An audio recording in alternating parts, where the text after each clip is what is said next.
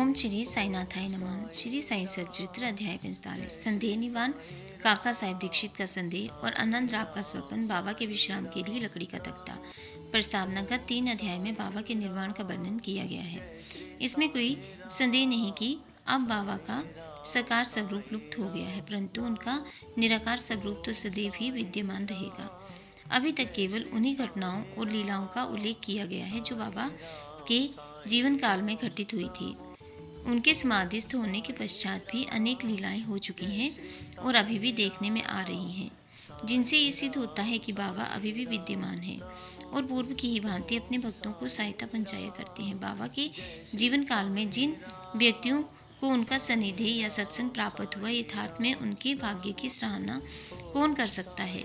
यदि किसी को फिर भी ऐन्द्रिक या संसारिक सुखों से वैराग्य प्राप्त नहीं हो सका, तो इसे दुर्भाग्य के अतिरिक्त और क्या कहा जा सकता है। जो उस समय आचरण में लाया जाना चाहिए था और अभी भी लाया जाना चाहिए, वह है अनय भाव से बाबा की भक्ति। समस्त चेतनाओं, इंद्रियों, प्रवृत्तियों और मन को एकाग्र कर बाबा के पूजन और सेवा की ओर लगाना चाहिए। कृत्रिम पूजन से क्या लाभ। यदि पूजन या ध्यान आदि करने की ही अभिलाषा है तो वह शुद्ध मन और अंतकरण से होनी चाहिए।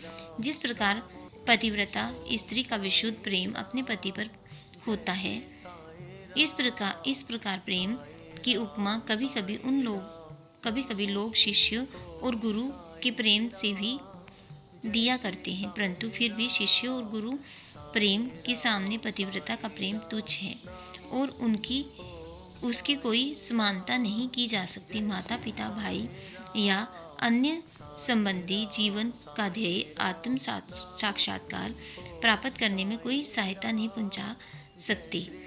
इसके लिए हमें स्वयं अपना मार्ग अन्वेषण कर आत्म अनुभूति के पथ पर अक्सर होना पड़ता है। सत्य और असत्य में विवेक, इहलौकिक और परलौकिक सुखों का त्याग, इंद्रिय निग्रह और मोक्ष, केवल मोक्ष की धारणा रखते हुए अक्सर होना पड़ता है। दूसरों पर निर्भर रहने के बदले हमें आत्मविश्वास बढ़ाना उचित है। जब हम इस प्रकार विवेक बुद्धि से कार्य करने का अभ्यास करेंगे तो हमें अनुभव होगा कि ये संसार नाशवान और मिथ्या है। इस प्रकार की धारणा से सांसारिक पदार्थों में हमारी आसक्ति उत्तरोत्तर घटती जाएगी और अंत में हमें उनसे वैराग्य उत्पन्न हो जाएगा। तब कहीं आगे चलकर ये रहस्य प्रकट होगा कि ब्रह्मा हमारे गुरु के अतिरिक्त दूसरा कोई नहीं, वर्ण यथार्थ में वे ही सद्वस्तु परमात्मा है और ये रहस्य उद्घाटन होता है कि ये दृश्यमान जगत उनका ही प्रतिबिंब है। अतः इस प्रकार हम सभी प्राणियों में उनके ही स्वरूप का दर्शन कर उनका पूजन आरंभ कर देते हैं और यही समतत्व भाव दृश्यमान जगत से विरक्ति प्राप्त कराने वाला भजन या मूल मंत्र है। इस प्रकार जब हम ब्रह्मा या गुरु की अनय भाव से भक्ति करेंगे तो हमें उनसे अभिन्नता की प्राप्ति होगी और आत्मा अनुभूति की प्राप्ति सहज हो जाएगी। संक्षेप में यह कि सदैव गुरु का कीर्तन और उनका ध्यान करना ही हमें सर्वभूतों में भगवान दर्शन कराने की योग्यता प्रदान करता है और इसी से परमानंद की प्राप्ति होती है। निम्नलिखित कथा इस तथ्य का प्रमाण है। काका साहेब का संदेह तथा आनंद राव का स्वप्न। ये तो सर्वविदित ही है कि बाबा ने काका साहेब दीक्षित को श्री एकनाथ महाजन के 2 ग्रंथ, एक श्री मद्भगवत और दूसरा भावार्थ रामायण का नित्य पठन करने की आज्ञा दी थी। काका साहेब इन ग्रंथों का नित्य नियम पूर्वक पठन बाबा के समय से करते आए हैं और बाबा के समाधिस्थ होने के उपरांत भी अभी तक भी वे उसी प्रकार अध्ययन कर रहे हैं। एक समय चौपाटी बम्बई में काका साहेब प्रातःकाल एकनाथी भगवत का पाठ कर रहे थे। माधव राव देशपांडे, श्यामा और काका महासनी भी उस समय वहां उपस्थित थे तथा ये दोनों ध्यानपूर्वक पाठ श्रवण कर रहे थे। उस समय 11वें स्कंद के 2य अध्याय का वाचन चल रहा था, जिसमें नवनाथ अर्थात ऋषभ वंश के सिद्ध यानी कवि हरि, अंतरिक्ष प्रबुद्ध, पिपलायन, अवीर, होत्र, ध्रुमिल चमस और करभाजन का वर्णन है, जिन्होंने भगवत धर्म की महिमा राजा जनक को समझाई थी। राजा जनक ने इन नवनाथों से बहुत महत्वपूर्ण प्रश्न पूछे और इन सभी ने उनकी शंकाओं का बड़ा संतोषजनक समाधान किया था। अर्थात कवि ने भगवत धर्म, हरि ने भक्ति की विशेषताएं, अंतरिक्ष ने माया क्या है, प्रबुद्ध ने माया से मुक्त होने की विधि, पिपलायन ने ब्रह्मा के स्वरूप, आविर्होत्र ने कर्म के स्वरूप, दुर्मिल ने परमात्मा के अवतार और उनके अनेक, चमस ने नास्तिक की मृत्यु के पश्चात की गति एवं करभाजन ने कली काल में भक्ति की पद्धतियों का यथाविधि वर्णन किया। इन सब का अर्थ यही था कि कलयुग में मोक्ष प्राप्त करने का एकमात्र साधन केवल हरि कीर्तन या गुरु चरणों का चिंतन ही है। पठन समाप्त होने पर काका साहेब बहुत निराशापूर्ण स्वर में माघराब और अन्य लोगों से कहने लगे कि नवनाथों की भक्ति पद्धति का क्या कहना है, परंतु उसे आचरण में लाना कितना दुष्कर है। नाथ तो सिद्ध थे, परंतु हमारे समान मूर्खों में इस प्रकार की भक्ति का उत्पन्न होना क्या कभी संभव हो सकता है? अनेक जन्म धारण करने पर भी वैसी भक्ति नहीं हो सकती और फिर हमें मोक्ष कैसे प्राप्त हो सकेगा? ऐसा प्रतीत होता है कि हमारे लिए तो कोई आशा ही नहीं है। माघराब को ये निराशावादी धारणा अच्छी न लगी। वे कहने लगे कि हमारा अहोभाग्य है, जिसके फलस्वरूप ही हमें साईं सदृश अमूल्य हीरा हाथ लगा गया है। तब फिर इस प्रकार निराशा का राग अलापना बड़ी निंदनीय बात है। यदि तुम्हें बाबा पर अटल विश्वास है तो फिर इस प्रकार चिंतित होने की आवश्यकता ही क्या है?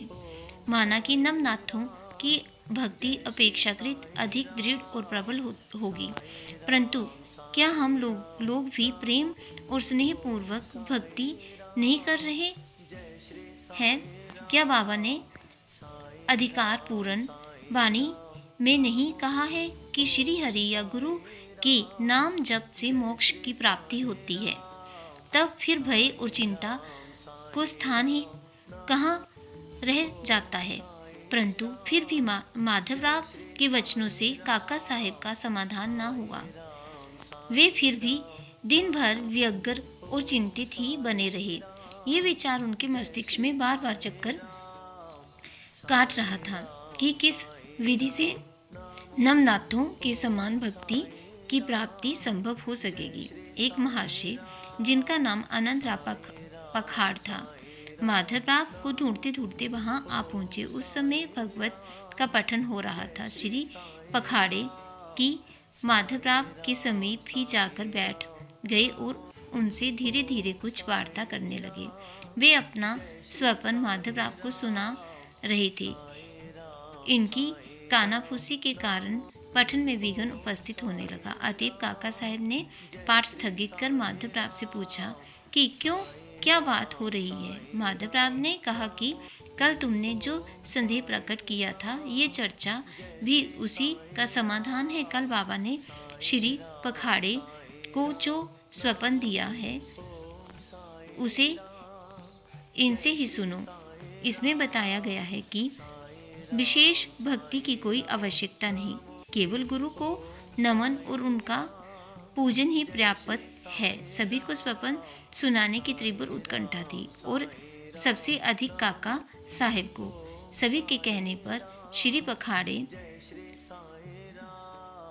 अपना स्वपन सुनाने लगे और इस प्रकार है। मैंने देखा कि मैं एक अथाह सागर में खड़ा हूँ, पानी मेरी कमर तक है और अचानक ही जब मैंने ऊपर देखा तो साईं बाबा के श्री दर्शन हुए। वे एक रतन जटित सिंहासन पर विराजमान थे और उनके श्री चरण जल के भीतर थे। ये सुंदर दृश्य और बाबा का मनोहर स्वरूप देखकर मेरा चित्त बड़ा प्रसन्न हुआ। इस स्वप्न को भला कौन स्वप्न कह सकेगा। मैंने देखा कि माधवराव भी बाबा के समीप ही खड़े हैं और उन्होंने मुझसे भावुकतापूर्ण शब्दों में कहा कि आनंदराव बाबा के श्री चरणों पर गिरो। मैंने उत्तर दिया कि मैं अभी तो यही करना चाहता हूँ, परंतु उनके श्री चरण तो जल के भीतर है। अब बताओ कि मैं कैसे अपना शीश उनके चरणों पर रखूं? मैं तो निस्सहाय हूँ। इन शब्दों को सुनकर श्यामा ने बाबा से कहा कि अरे देवा, जल में से कृपा करके अपने चरण बाहर निकालिए ना। बाबा ने तुरंत चरण बाहर निकाले और मैं उनसे तुरंत लिपट गया। बाबा ने मुझे ये कहते हुए आशीर्वाद दिया कि अब तुम आनंद पूर्वक जाओ, घबराने या चिंता करने की कोई आवश्यकता नहीं, अब तुम्हारा कल्याण होगा। उन्होंने मुझसे ये भी कहा कि एक जरी के किनारों की धोती मेरे श्यामा को दे देना, इससे तुम्हें बहुत लाभ होगा। बाबा की आज्ञा को पूर्ण करने के लिए ही श्री पखाड़े धोती लाए और काका साहेब से प्रार्थना की कि कृपा करके इसे माधवराव को दे दीजिए, परंतु माधवराव ने उसे लेना स्वीकार नहीं किया। उन्होंने कहा कि जब तक बाबा से मुझे कोई आदेश या अनुमति प्राप्त नहीं होगी तब तक मैं ऐसा करने में असमर्थ हूँ। कुछ तर्क वितर्क के पश्चात काका ने देवी आदेश सूचक पर्चियाँ निकालकर इस बात का निर्णय करने का विचार किया कि काका साहब का ये नियम था कि जब उन्हें कोई संदेह हो जाता तो वे कागज की 2 पर्चियों पर स्वीकार अस्वीकार लिखकर उनमें से एक पर्ची निकालते और जो कुछ उत्तर प्राप्त होता उसके आदेशानुसार ही कार्य करते थे। इसका भी निपटारा करने के लिए उन्होंने उपयुक्त विधि के अनुसार ही 2 पर्चियां लिखकर बाबा के चित्र के समक्ष रखकर एक अबोध बालक को उनमें से एक पर्ची उठाने को कहा। बालक द्वारा उठाई गई पर्ची जब खोलकर देखी गई तो वह स्वीकार सूचक पर्ची ही निकली और तब माधवराव को धोती स्वीकार करनी पड़ी। इस प्रकार आनंदराव और माधवराव संतुष्ट हो गए और काका साहेब का संदेह भी दूर हो गया। इसमें हमें ये शिक्षा मिलती है कि हमें अन्य संतों के वचनों का उचित आदर करना चाहिए, परंतु साथ ही ये भी परम आवश्यक है कि हमें अपनी माँ अर्थात गुरु पर पूर्ण विश्वास रख उनके आदेशों का अक्षरशः पालन करना चाहिए, क्योंकि अन्य लोगों की अपेक्षा हमारे कल्याण की उन्हें अधिक चिंता है। बाबा के निम्नलिखित वचनों को हृदय पटल पर अंकित कर लो। इस विश्व में असंख्य संत हैं, परंतु अपना पिता गुरु ही सच्चा गुरु है। दूसरे चाहे कितने ही मधुर वचन क्यों ना कहते हों, परंतु अपना गुरु उपदेश कभी नहीं भूलना चाहिए। संक्षेप में सार यही है कि शुद्ध हृदय से अपने गुरु से प्रेम कर उनकी शरण जाओ और उन्हें श्रद्धा पूर्वक साष्टांग नमस्कार करो। तभी तुम देखोगे कि तुम्हारे सम्मुख भवसागर का अस्तित्व वैसा ही है जैसा सूर्य के समक्ष अंधेरे का। बाबा की शैया लकड़ी का तख्ता। बाबा अपने जीवन के पूर्वार्ध में एक लकड़ी के तख्ते पर शयन किया करते थे। वह तख्ता 4 हाथ लंबा और 1 बीता चौड़ा था, जिसके चारों कोनों पर 4 मिट्टी के जलते दीपक रखे जाया करते थे। पश्चात बाबा ने उनके टुकड़े टुकड़े कर डाले थे, जिसका वर्णन गत अध्याय 10 में हो चुका है। एक समय बाबा उस पटिये की महत्ता का वर्णन काका साहेब को सुना रहे थे, जिसको सुनकर काका साहेब ने बाबा से कहा कि यदि अभी भी आपको उससे विशेष स्नेह है तो मैं मस्जिद में एक दूसरी पटिया लटकाए देता हूँ, आप सुखपूर्वक उस पर शयन किया करें। तब बाबा कहने लगे कि अब महल सपाटी को नीचे छोड़कर मैं ऊपर नहीं सोना चाहता। काका साहेब ने कहा कि यदि आज्ञा दें तो मैं एक और तख्ता महल सपाटी के लिए भी टांग दूंगा। बाबा बोले कि वे इस पर कैसे सो सकते हैं? क्या ये कोई सहज कार्य है? जो उसके गुण से संपन्न हो वही ऐसा कार्य कर सकता है जो खुले नेत्र रखकर निद्रा ले सके, वही इसके योग्य है। जब मैं शयन करता हूँ तो बहुधा महाल सपाटी को अपने बाजू में बिठाकर उनसे कहता हूँ कि मेरे हृदय पर अपना हाथ रखकर देखते रहो कि कहीं मेरा भगवज वन ना हो जाए, और मुझे यदि थोड़ा सा भी निद्रित देखो तो तुरंत जागृत कर दो। परंतु उसे तो ये भी नहीं हो सकता। वह तो स्वयं ही झपकी लेने लगता है और निद्रामग्न होकर अपना सिर डुलाने लगता है। और जब मुझे भगत का हाथ पत्थर सा भारी प्रतीत होने लगता है तो मैं जोर से पुकार उठता हूँ कि ओ भगत। तब कहीं वह घबराकर नेत्र खोलता है, जो पृथ्वी पर ही अच्छी तरह बैठ और सो नहीं सकता, तथा जिसका आसन सिद्ध नहीं है और जो निद्रा का दास है, वह या तख्ते पर सो सकेगा।